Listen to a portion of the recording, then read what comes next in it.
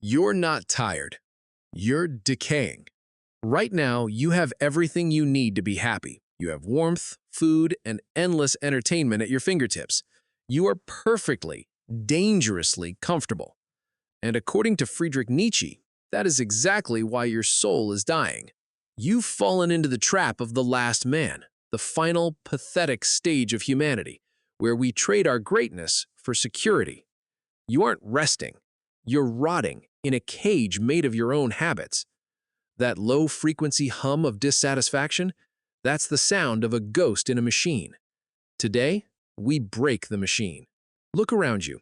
Everything in the modern world is designed to remove friction.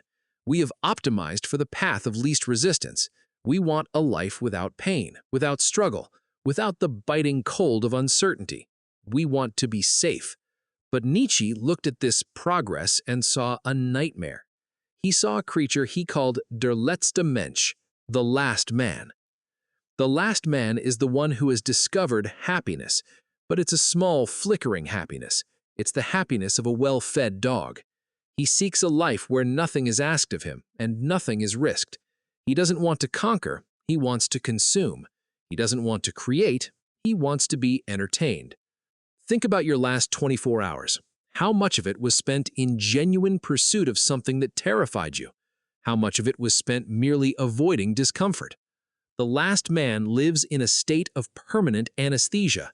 He has traded his soul for a steady pulse and a high-speed connection. Nietzsche wrote, "The earth has become small, and upon it hops the last man who makes everything small. We have shrunk the world to fit our screens. We have traded the mountains for the couch. We think we are evolving because we are more comfortable than our ancestors. But evolution requires pressure. Carbon only becomes a diamond under the weight of the earth. Without the weight, you are just soot." The last man is allergic to intensity. He dislikes those who are different because they make him feel his own smallness. He wants everyone to be the same, to be equal in their mediocrity. He has no stars left in his eyes because he never looks up. The blue light of his phone is bright enough to blind him to the cosmos. Ask yourself, are you living or are you just not dead? There is a difference. One requires a will to power. The other just requires a subscription. But there is another way. Nietzsche didn't just warn us about the last man. He gave us a target, the Übermensch, the Overman. The Overman is the one who looks at the abyss and says, "Watch this." He doesn't seek happiness, he seeks greatness, and greatness is never comfortable. It is a lonely, cold mountain peak. It is the willingness to be burned so that you can be forged. To become the Overman, you must first be willing to be your own judge, your own jury, and your own executioner. You must kill the comfortable version of yourself to let the dangerous version breathe. If you feel a sense of dread right now, that is the part of you that isn't dead yet. That is the part of you that knows you were meant for more than just surviving until the next weekend. You have to start choosing the friction. You have to start loving the struggle. Not because you're a masochist, but because struggle is the only thing that proves you're alive. The last man wants to be happy at the cost of his humanity. The Overman wants to be human at the cost of his happiness. The last man is comfortable because he has ignored the void. He has filled every silent moment with noise so he doesn't have to hear the sound of his own insignificance. He has invented happiness to keep the darkness at bay.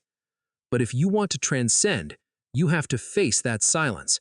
You have to look into the emptiness that stays with you when the screen goes black and the room is still. You have to realize that no one is coming to save you from your own comfort. Because once you realize that the world is indifferent to your comfort, you realize that you are the only one who can give it meaning. You are the architect of your own heaven and your own hell. And most of us have built a very comfortable, very air-conditioned hell. But be careful. When you stop being the last man, you stop being safe. You enter a territory where most people lose their minds, a place where the walls of society fall away, and you are left with nothing but your own thoughts and the screaming wind of the infinite. The territory of total isolation. Next time, we're going deeper. we're going to talk about the one thing the last man fears more than death itself, the psychology of the void, and why being alone is the only way to finally find who you are. Stay awake.